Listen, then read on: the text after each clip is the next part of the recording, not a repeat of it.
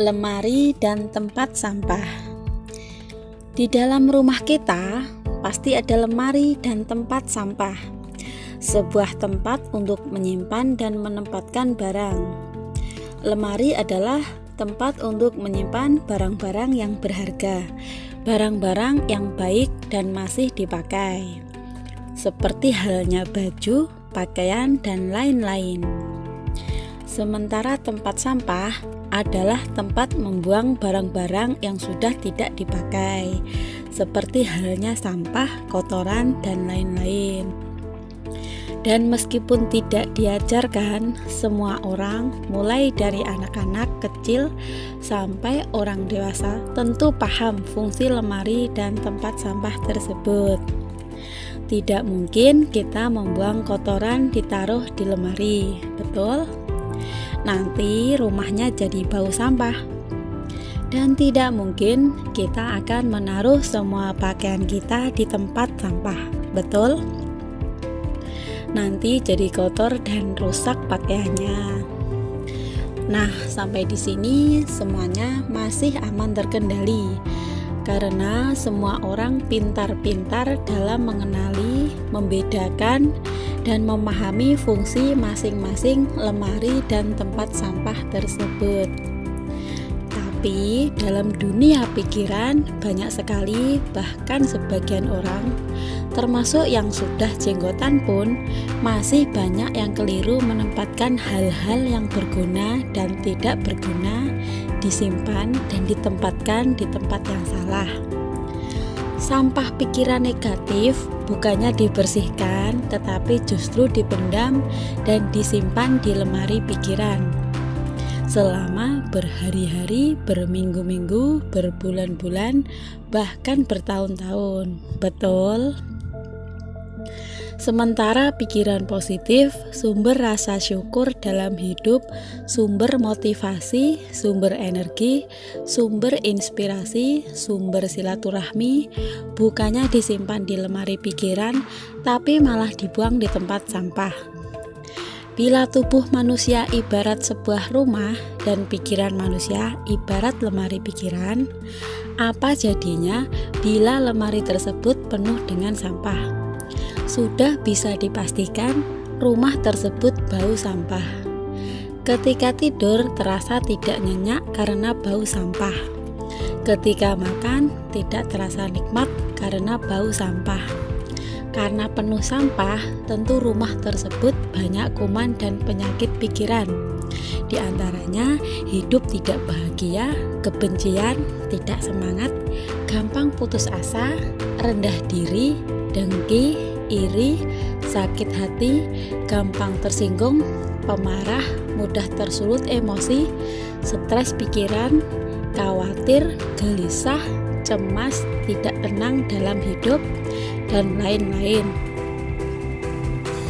Nah, teman-teman, kira-kira ingin rumahnya bau sampah, banyak kuman dan penyakitnya, atau ingin tinggal di rumah yang bersih, sehat, dan nyaman?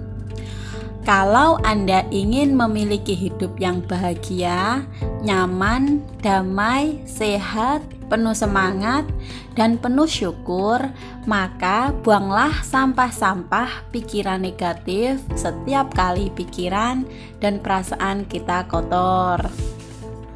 Seperti halnya rumah yang setiap hari perlu dijaga kebersihannya, lantainya disapu, dipel, piring-piring kotor dicuci, baju kotor dicuci, yang apabila tidak dijaga kebersihannya, tentu rumah berantakan, banyak sarang laba-laba, berdebu, tidak sehat, bau, tidak sedap dipandang mata, mempengaruhi semangat, malas, dan lain-lain. Nah, begitu pula dengan pikiran kita yang harus selalu dijaga dari pikiran negatif.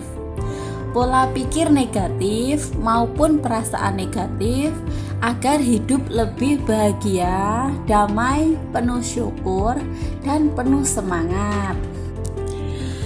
Lalu dari mana sumber-sumber yang menyebabkan pikiran dan perasaan negatif bisa muncul?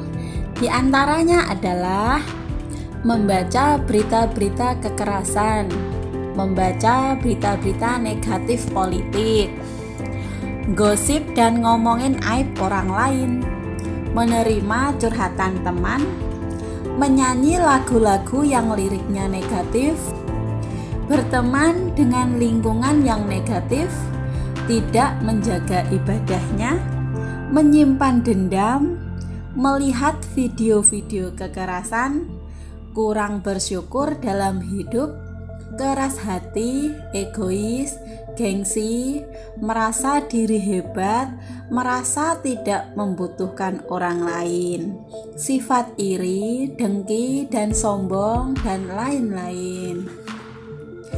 Lalu bagaimana cara membersihkan pikiran dan perasaan negatif? Kembangkan rasa syukur, ikhlas, dan sabar dalam hidup. Anda tidak akan tampak lebih hebat dengan menjelek-jelekan orang lain. Masalah orang lain adalah masalah milik orang lain, bukan masalah Anda. Jangan terlalu atau selalu ikut campur urusan tetangga. Menyimpan dendam tidak akan menyakiti siapapun kecuali diri kita sendiri.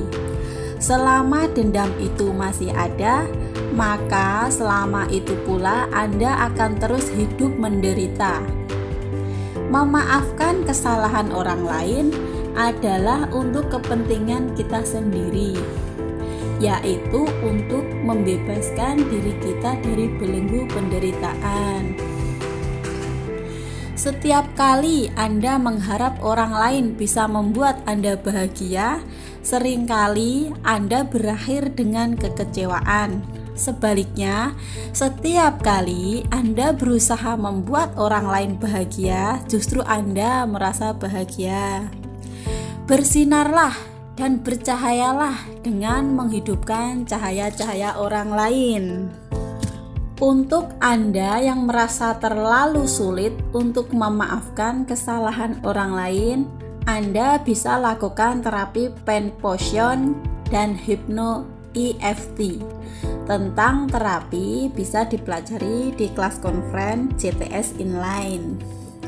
Perbanyak tersenyum kepada semua orang, relaksasi, membaca afirmasi, mengaji Al-Quran, berzikir, sholawat, sedekah, silaturahmi, mengingat dosa, memikirkan kematian.